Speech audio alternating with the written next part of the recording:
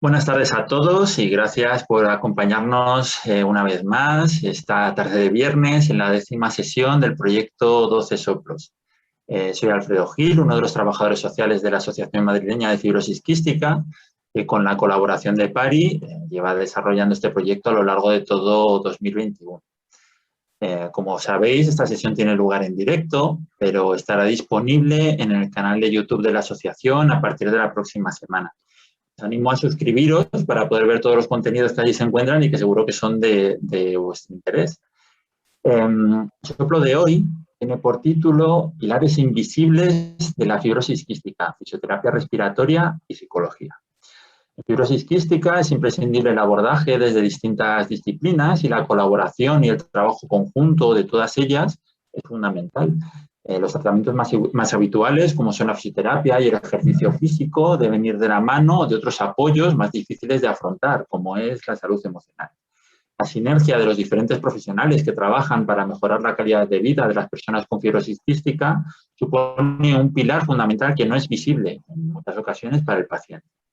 Para hablar de todo ello, contamos con alguien a quien ya conocéis porque participó en el primer soplo. Se trata de Isabel Zaldúa, experta en fisioterapia respiratoria, diplomada en enfermería y fisioterapia, miembro de GRAP, NOMOCAM y SEPAR. Su ponencia se titula Fisioterapia respiratoria y ejercicio terapéutico son dinámicos.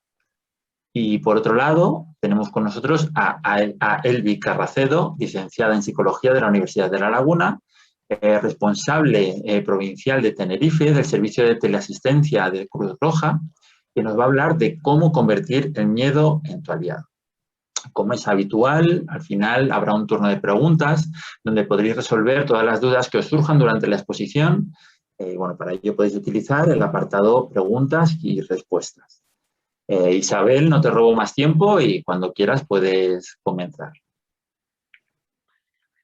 Bueno, buenas tardes a todos. Gracias por estar al otro lado, un viernes a las 6 de la tarde en la península.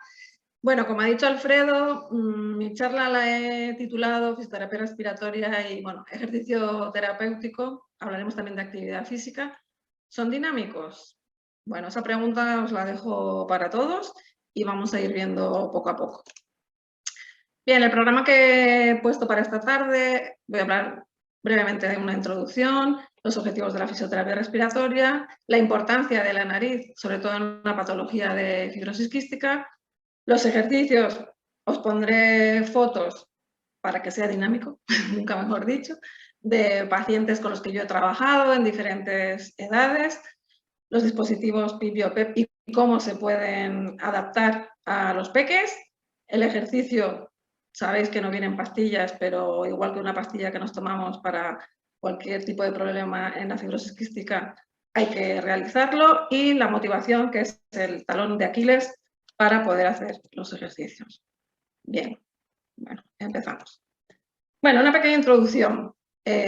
Por un lado, por este lado, esto también es dinámico, ¿vale? Hace muchos años se utilizaba el drenaje postural, se utilizaba el clapping, y a partir de 1994, en la primera conferencia sobre consenso de técnicas de fisioterapia respiratoria en Lyon, se abolió el tener que utilizar tanto el drenaje postural como el clapping.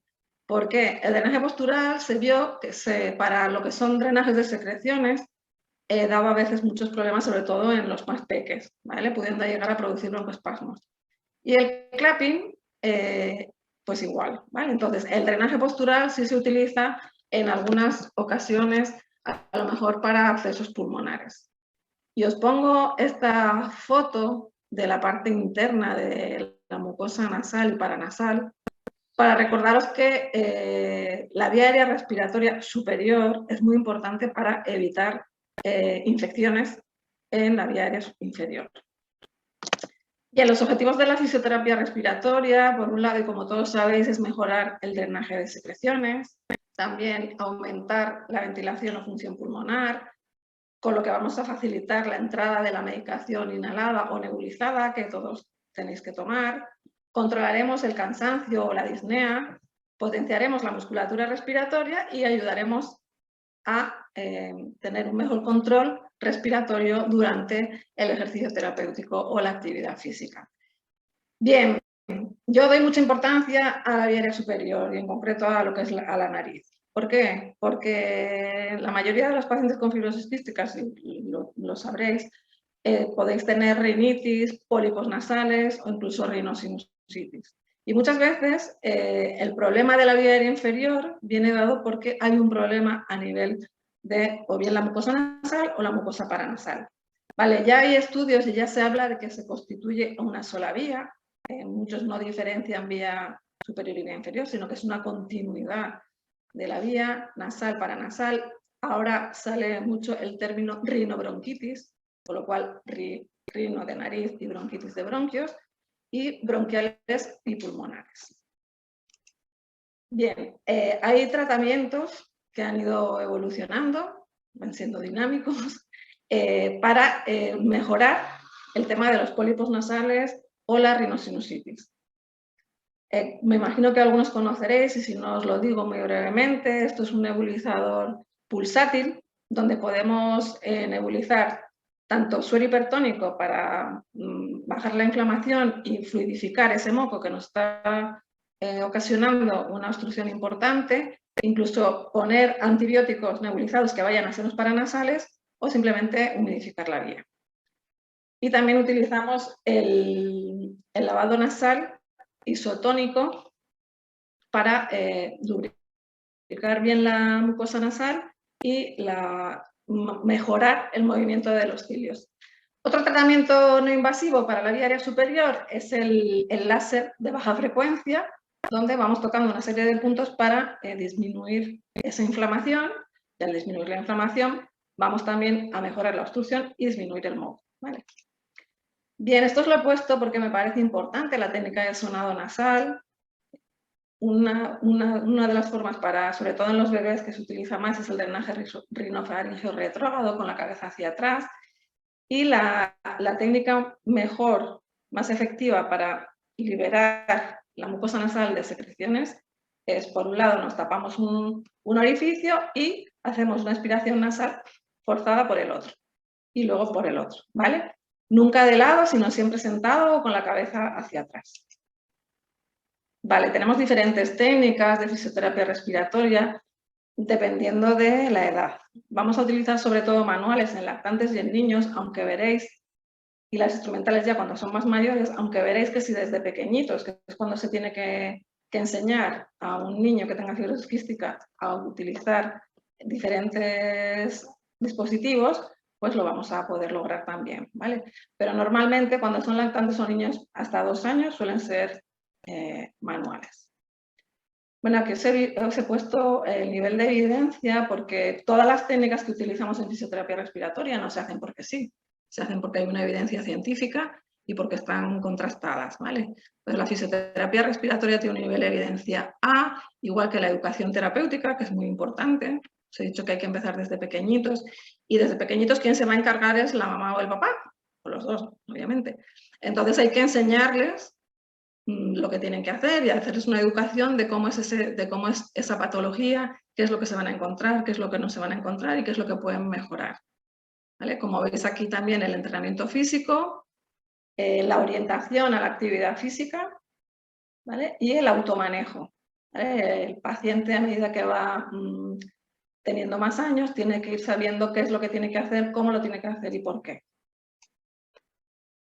Bien, yo siempre lo digo, y desde el diagnóstico de la enfermedad, de la fibrosis quística, hay que empezar con los diferentes tratamientos que se puedan tener al alcance, ¿eh? Por un lado, hay que enseñarle a los papás cómo manejar ese bebé, cómo manejar esas secreciones, ¿eh? Entonces se les enseña cómo hacer un lavado nasal, expiraciones lentas prolongadas, para poder movilizar esas secreciones. Tenemos también, como todos conocéis, el tratamiento nebulizado, como veis, con diferentes mascarillas y diferentes equipos que se pueden ir adaptando dependiendo de la edad. Aquí tenemos un dispositivo para poder hacerlo con presión expiratoria positiva conectado al nebulizador a medida que son ya más mayores. Y lo importante es enseñar, por ejemplo, en este caso, un bebé chiquitito, a los papás pues hacer el lavado correctamente, hacerle un masaje de drenaje de senos para que puedan irlo liberando de esa obstrucción y de esas secreciones.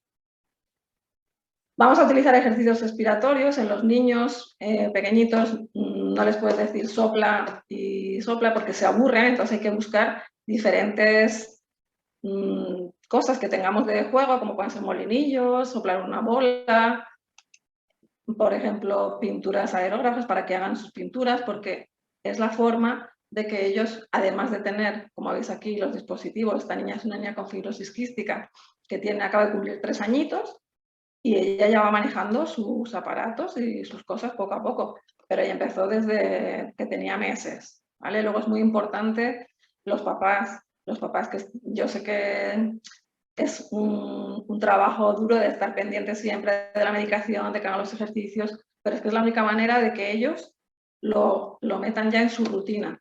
Entonces, en un principio como juegos y luego ya poco a poco pues se van haciendo otras cositas, ¿ves? Aquí, por ejemplo, es la misma niña, pero pues soplando, en este caso unas libélulas, para que vea que soplando pues es algo divertido. Luego tenemos aquí los dispositivos PIP, que son, estos se utilizan ya cuando son más mayores, que son para mejorar. ¿Veis? Aquí os he puesto una foto.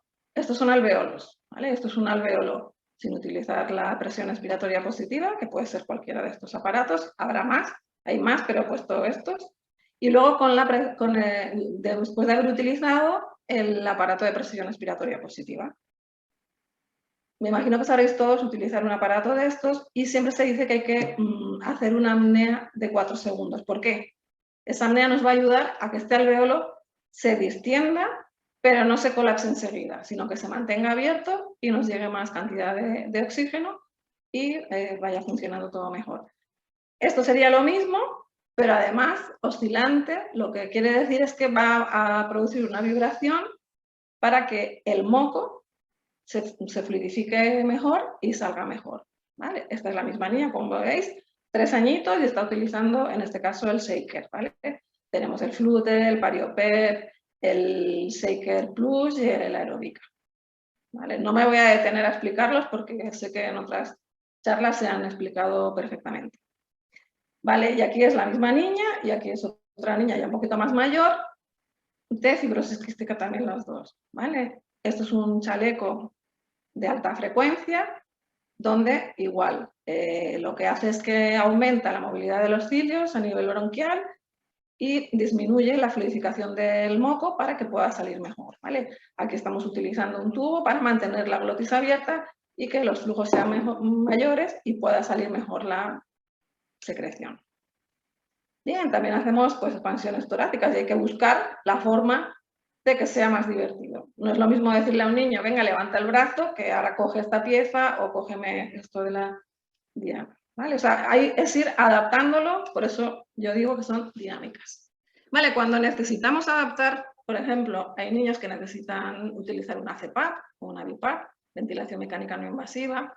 Esta es una niña que tenía una de estas mascarillas, le quedaban enormes, entonces no era posible que durmiera con la mascarilla y se nos ocurrió, porque hay diferentes tipos de mascarillas, adaptarla en la clínica con esta mascarilla y según nos dijo el otro día la mamá, dice que bueno, que ya la tolera entre 4 y 6 horas, que está muy bien, ¿vale? O sea que hay que ir viendo que hay opciones para todo.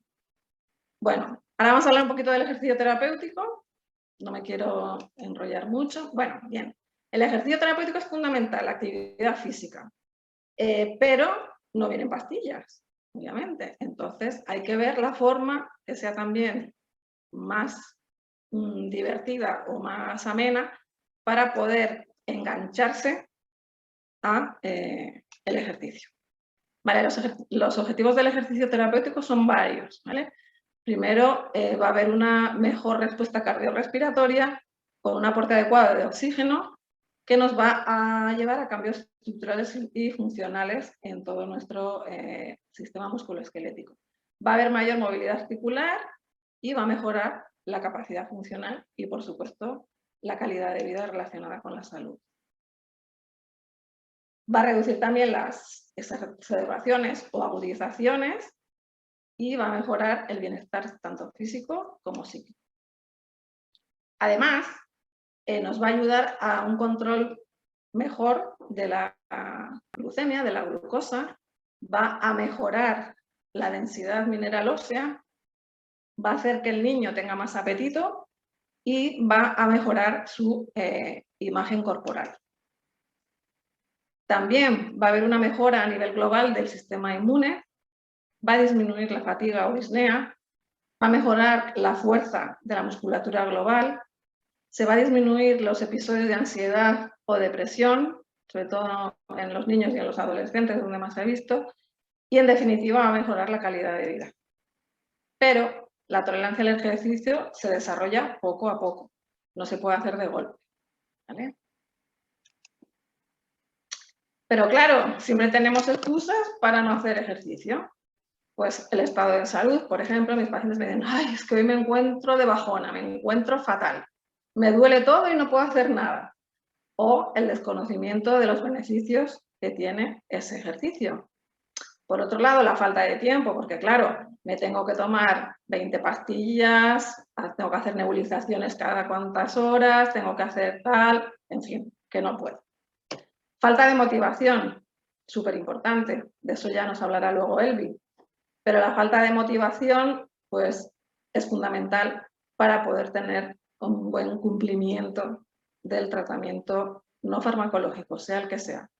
El farmacológico sí, ¿por qué? Porque me tengo que tomar X pastillas, tengo que hacer la nebulización. Si soy pequeña, mi mami se va a encargar. Si soy adolescente, voy a tener a mi madre y tómate tal, haz esto, haz lo otro. Y luego miedo a encontrarse peor. ¿Vale? La mayoría de los pacientes piensan que se van a encontrar peor por hacer el ejercicio. Y es todo lo contrario. Vale, como actividad física, por ejemplo, podemos pasear o caminar. Para no hacer nada, mejor hacer esto. ¿Vale? Y si además tenemos la suerte de tener una mascota, pues podemos salir a pasear y con la excusa de pasear al perrito, pues vamos a salir mínimo 3 veces al día a pasear. ¿Vale? Claro, que no a pasear de mi casa a la esquina, sino dar un paseíto de media horita por lo menos. ¿Vale? Evitar el sedentarismo, ¿vale? Y aumenta la tolerancia al ejercicio, con lo cual siempre estamos que vamos a mejorar la calidad de vida, ¿vale? Y el estado emocional también.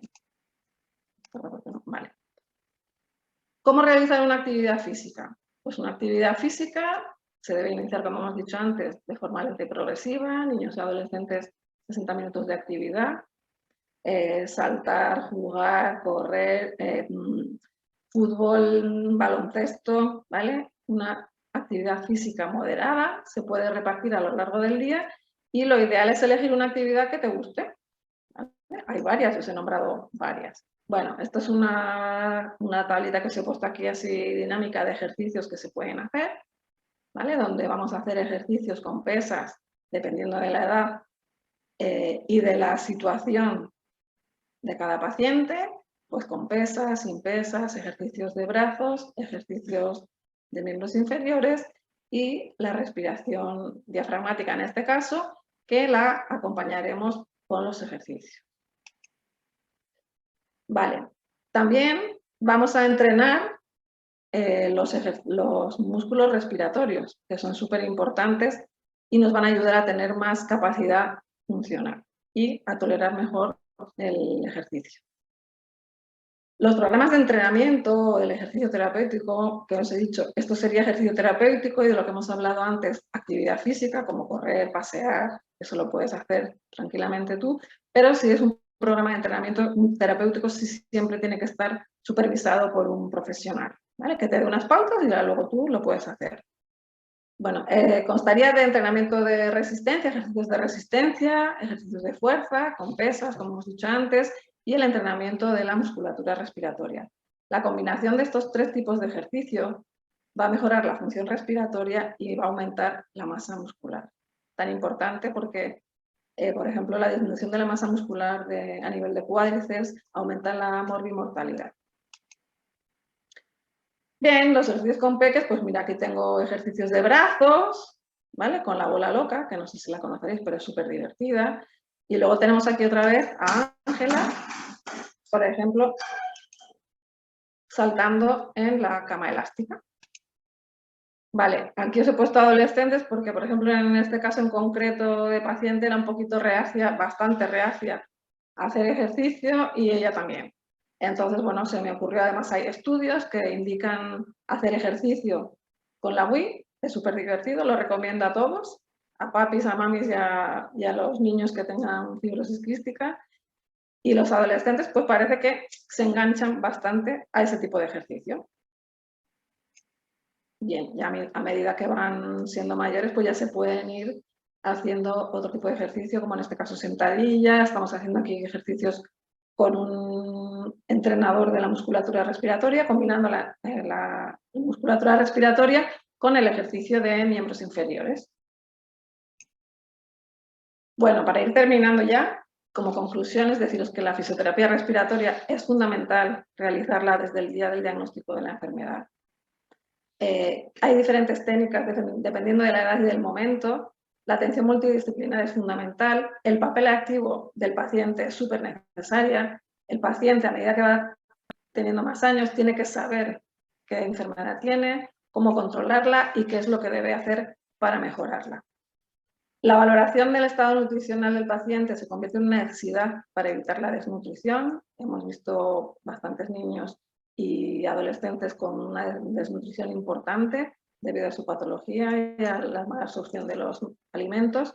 Los programas de ejercicio terapéutico siempre son seguros, debe ser individualizado, realizarse a diario y acorde con la edad y debe recomendarse de forma generalizada. Con todo esto, para mí, tanto la fisioterapia respiratoria como el ejercicio terapéutico son dinámicos. Y para vosotros, luego me contáis. Y el talón de Aquiles es el cumplimiento del ejercicio terapéutico o de la fisioterapia respiratoria, que hay que hacerla todos los días. Y para ello es súper importante la motivación, de lo que nos va a hablar Elvi ahora mismo. Gracias a todos.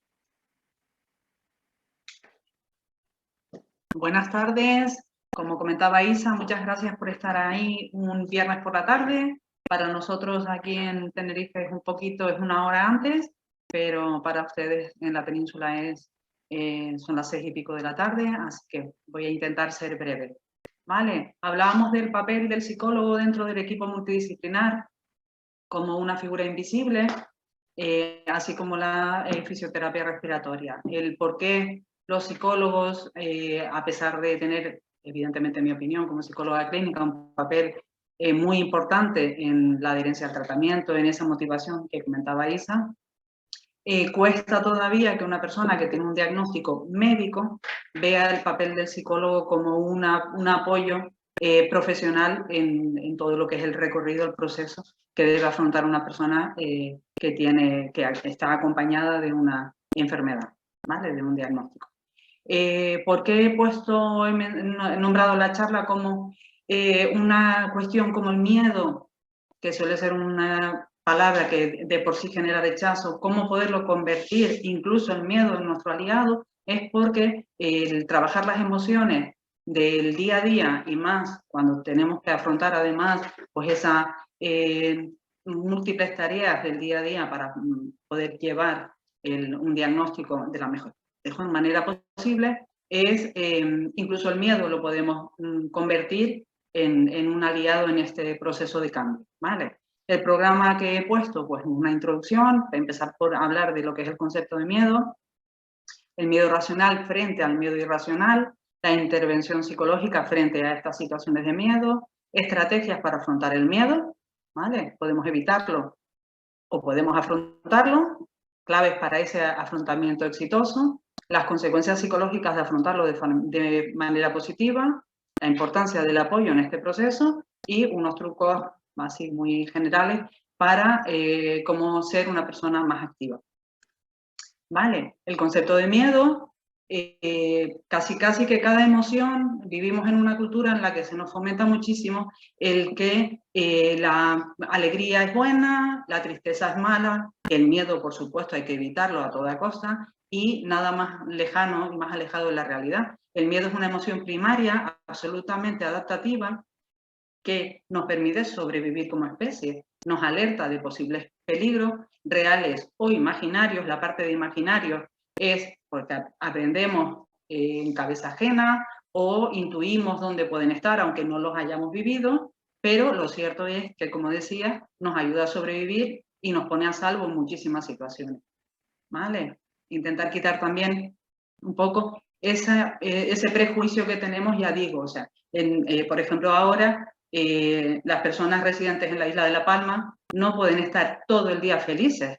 Si la vida tiene que estar en todo momento empapada de felicidad, sentimos que hay una distorsión ahí, una disonancia, cuando estamos con una emoción que nos dicen que es incorrecta, ¿vale? Pues no, el llanto existe porque hay que usarlo y hay miedo porque nos es muy útil, ¿vale? El miedo racional es el que nos es útil, el irracional es el que nos impide llevar una vida normal, ¿vale? Hay que tener en cuenta los riesgos, no se puede ir por la vida sin sopesar las consecuencias de lo que hacemos, pero usando la cabeza, de ahí lo de racional, podemos manejarnos perfectamente y ver el miedo incluso como una oportunidad para crecer, ¿vale? En el caso de la charla de hoy, quería utilizar el miedo a esos ingresos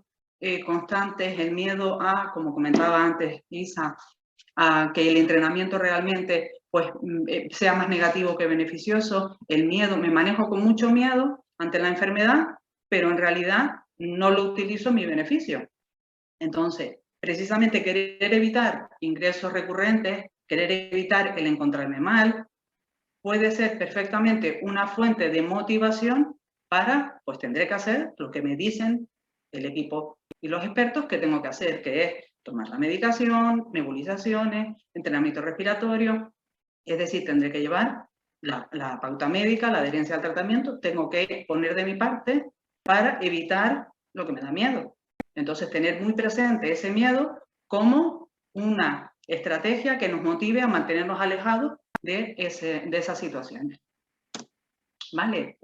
El miedo en general, los psicólogos lo trabajamos desde muchas escuelas, ¿no? Desde muchas disciplinas. La terapia cognitivo-conductual, que es gran parte de mi trabajo, es esa reestructuración cognitiva para afrontar el miedo irracional de una forma más lógica.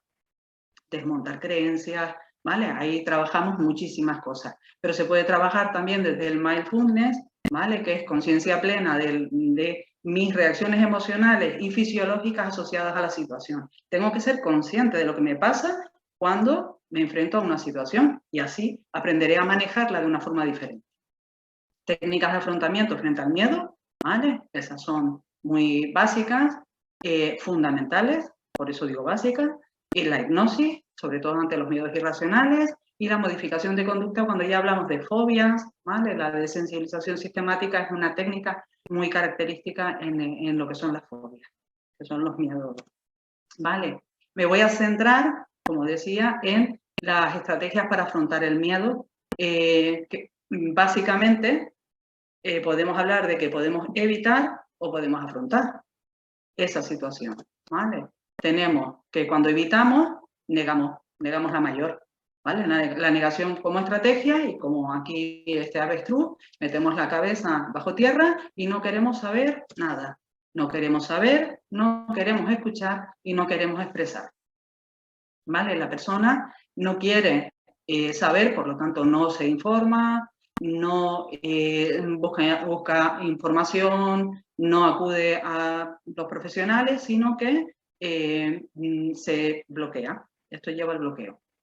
No quiero escuchar, no quiero expresar, es decir, no pido ayuda, no digo lo que me pasa y esto no me puede estar pasando a mí. No sé por qué, le tiene que estar pasando a cualquier otro, pero a mí no. ¿Vale? Entonces, parte del trabajo de un psicólogo es que la persona asuma que esto no se va a ir, que esto tienes que poner de tu parte para llevar esto de la mejor manera posible, ¿vale? Es un apoyo constante porque hay mucha frustración y muchas falsas creencias y pues eso, básicamente yo tengo muchos pacientes que cuando me dicen ¿y por qué a mí? Digo, ¿y por qué no? O sea, quiero decir, esto es estadística, ¿no? Ahora, estando en este papel, ¿qué vas a hacer tú? ¿Vale? Por eso hablaba de que el miedo es ese bloqueo que puede sufrir la persona, ¿vale?, cuando se queda encasillada ahí, en esa baldosa. O podemos utilizarla como fuente de motivación para ese proceso de cambio, ¿vale? Hay vida más allá de esas tareas diarias y hay que intentar hacer todo lo posible por afrontar el miedo de otra forma, afrontar la situación mirándola de frente, ¿vale? Un paso, si yo reflexiono y realmente quiero dar ese paso de, vale, ¿qué puedo hacer? ¿Qué depende de mí?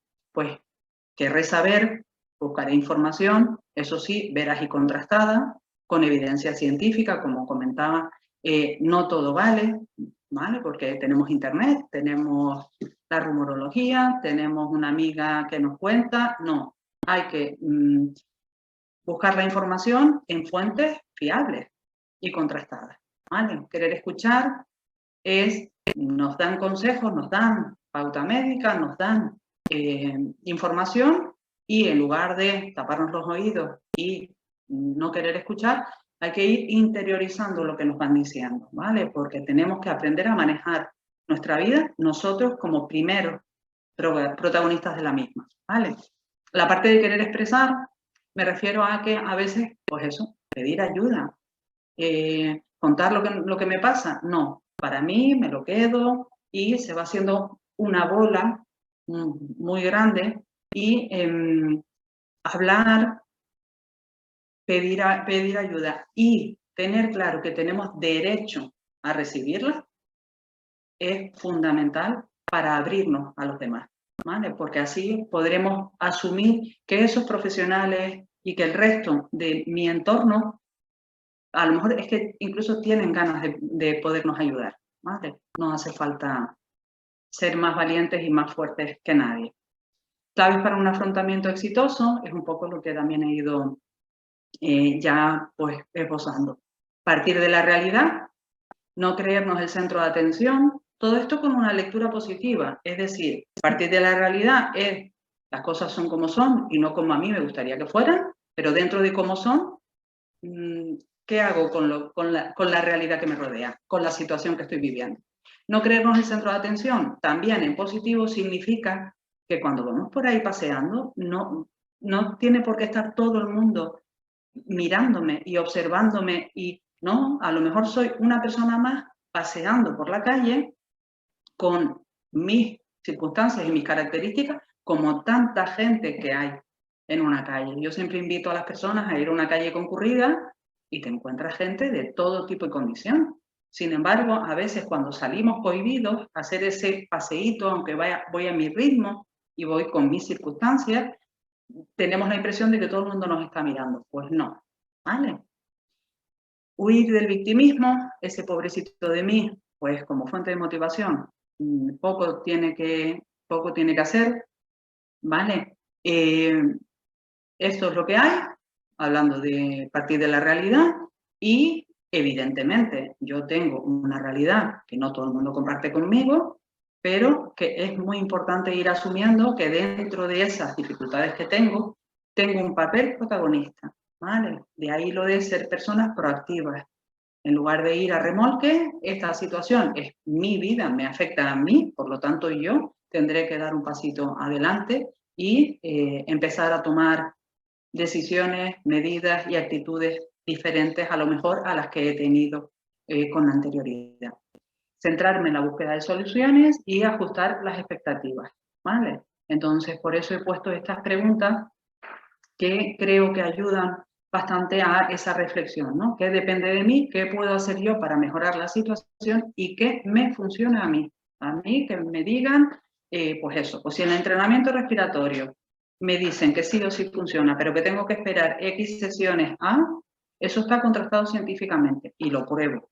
Pero después también hay otras cosas, a nivel psicológico estamos hablando, que yo a veces saco una carta de colores y voy probando, y hay personas a las que hay que reforzar mucho y otras a las que hay que decirles, pues no lo hagas, y entonces es cuando reaccionan. Entonces no funciona lo mismo para todo el mundo. No hay una receta mágica que ayude a la persona a afrontar todas las situaciones de la misma manera. No, hay que ir trabajando con el paciente para que se entienda a sí mismo, se conozca mejor y refuerce todas esas clics que le permiten afrontar las situaciones de una forma más positiva y proactiva.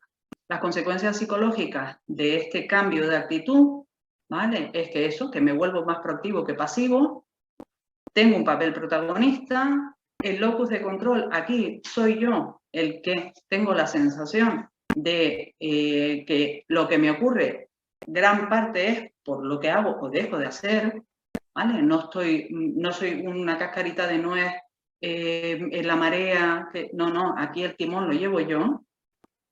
Mejora la autoestima, porque tengo esa sensación de control, hay pocas cosas más desagradables que sentir que no hay nada que tú puedas hacer. Sí, hay cositas pequeñas o más grandes que sí que puedes hacer, y por supuesto la ansiedad y la depresión también se ven disminuidas cuando doy ese pasito adelante. ¿Vale? La importancia del apoyo en el proceso de cambio era a lo que hacía mención de esto no tienes por qué pasarlo solo.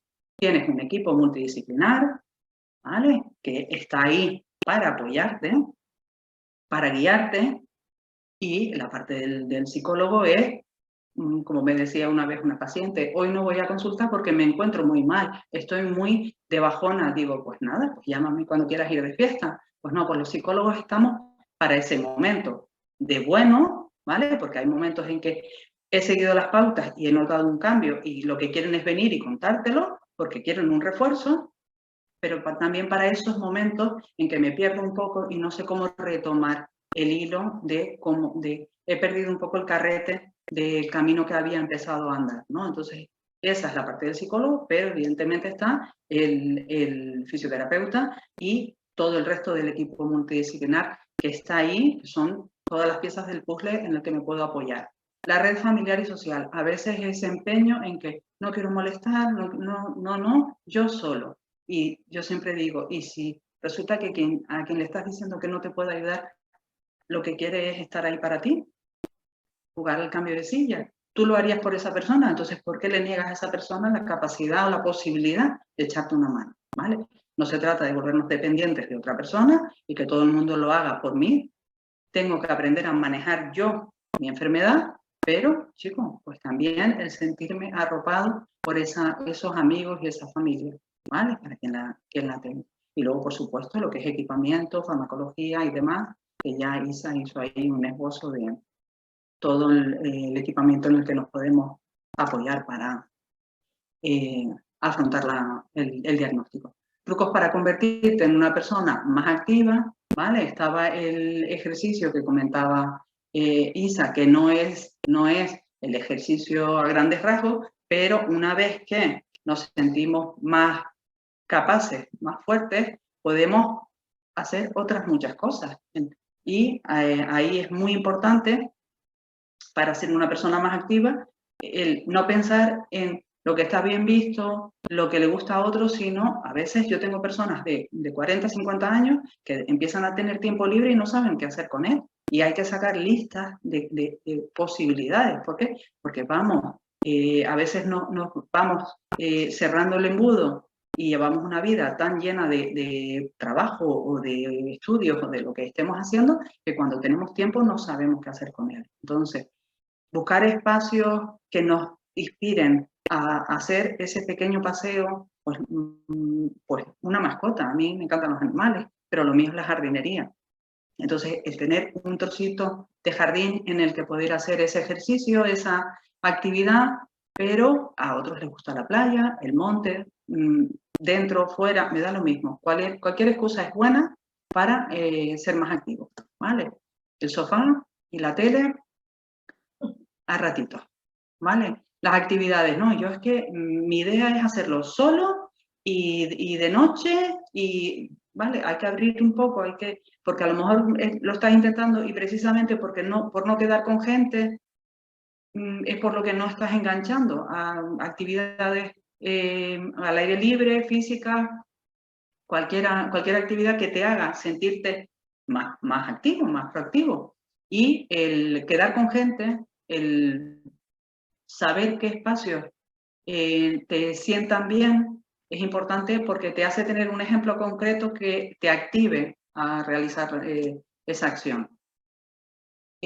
Hacerlo en base a tus intereses y aficiones. Este es, por ejemplo, un listadito que suelo utilizar mucho, el tema de los hobbies, ¿no? Pues no sé, pues da lo mismo que sea cocina, que sea pintar, que sea fotografía. Coges una cámara de fotos y te vas a dar un paseo y estás caminando con la excusa de hacer las fotos.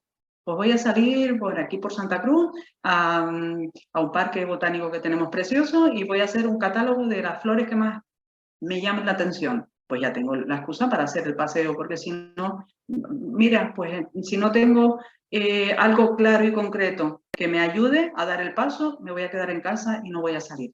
Pues voy a tener la cámara de fotos cargada al lado de la puerta para que sea el clic, ¿vale? Tengo aquí un señor cogiendo setas, porque es un poco la época, las cometas, porque el otro día estuve en una isla que la playa estaba llena de gente con cometas corriendo para un lado y para otro. Da lo mismo, cualquier excusa, así como Isa hablaba de cualquier excusa, cualquier juego para intentar animarnos, pues con el tema de ser más activos también cualquier excusa nos sirve. Luego la época del año. A mí aquí pues, estamos en Tenerife, normalmente tenemos buen clima y se puede hacer actividad fuera de casa. Pero vamos, si te vas a Suecia, como no tenga que haber sol para dar un paseo, pues va a ser que los suecos no caminan ni medio paso muchos meses al año. Entonces también adaptarte a las épocas del año de cara a esas actividades que programas. ¿Vale? Y ajustar las expectativas. Como no puedo hacer 800 kilómetros, pues no doy un paso. Entonces he puesto esta frase de si no podemos escalar una montaña, tal vez podamos subirnos a una roca. ¿Vale? Busca lo que te funcione a ti. ¿Bien? Bueno, pues nada, por mi parte vamos a intentar poner un vídeo, esperemos que funcione.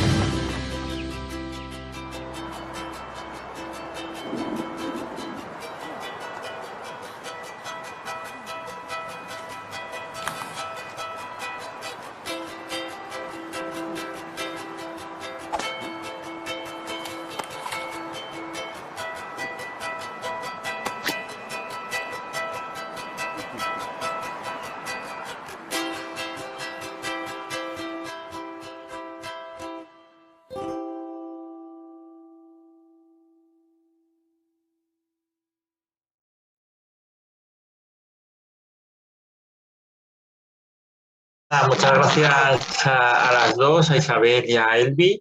El vídeo creo que no se ha escuchado muy bien, pero bueno, no pasa nada porque, como decía al principio, tenemos que enviar una encuesta de satisfacción a todas las personas participantes. Entonces, en ese correo pondré el enlace al vídeo de YouTube para que lo puedan ver.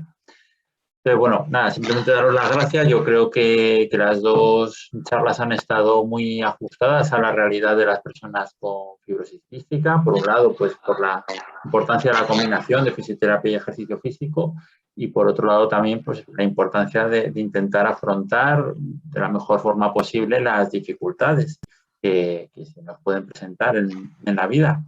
Recordar a todos los participantes que, bueno, estos son dos charlas a título muy general, pero para cuestiones específicas, tanto de fisioterapia como de cualquier cuestión que requiera una atención psicológica, pues podéis contactar con vuestras asociaciones de referencia. Por ejemplo, en Madrid tenemos ambos servicios, el servicio de fisioterapia respiratoria y el servicio de atención psicológica, y están a disposición de cualquier persona que lo necesite. Entonces, bueno, hay algunas preguntas. En concreto, bueno, os doy la enhorabuena por las charlas. Y para Isabel hay una pregunta sobre de una persona que quiere saber cómo puede motivar a su hija de 10 años para que haga la fisioterapia, porque dice que se niega a hacerlo. ¿Se niega rotundamente a hacer cualquier cosa?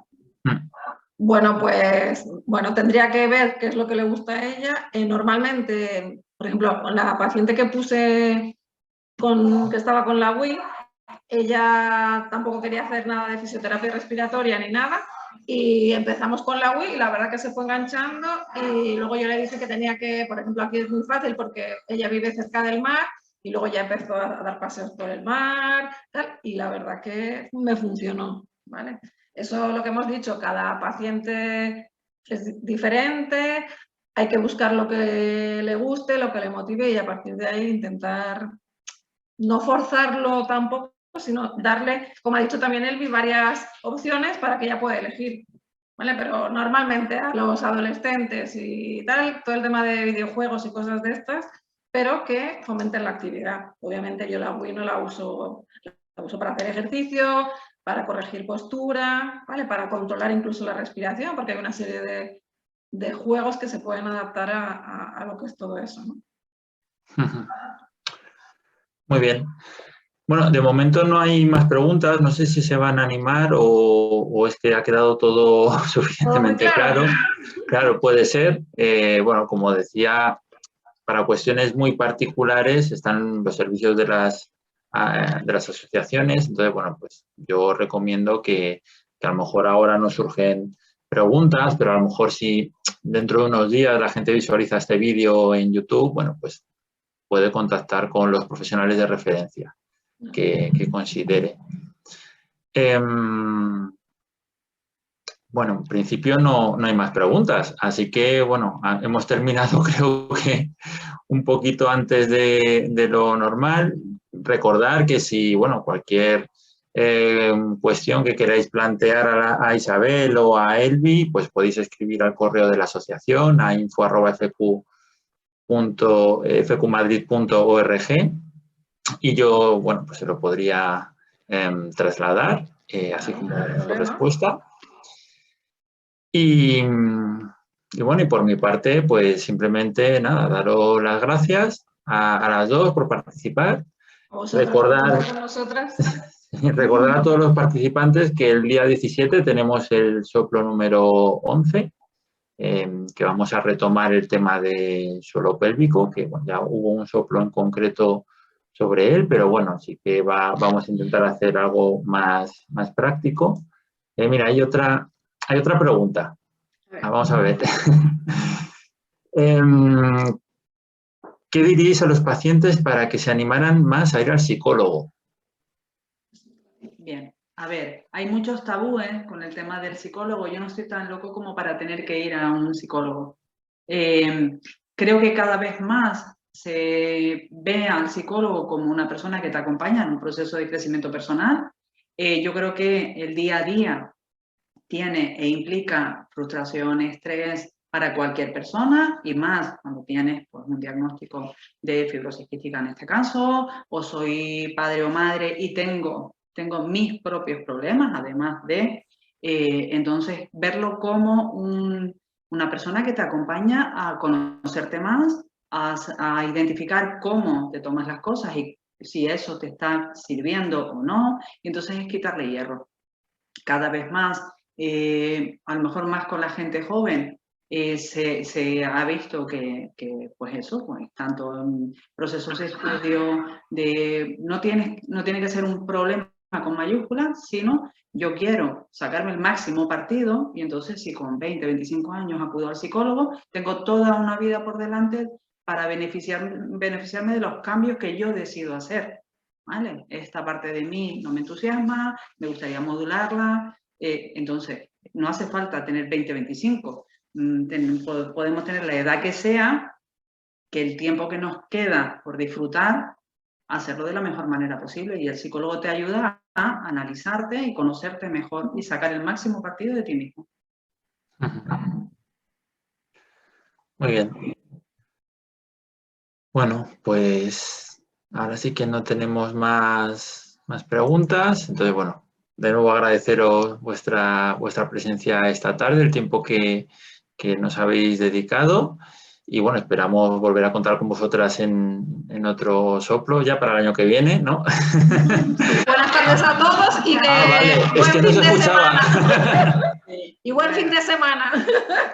Chao. Eso es, buen fin de semana, disfrutad. Eso que Chao. ahora viene el fin de semana a hacer actividad física. Muy bien. Eso es.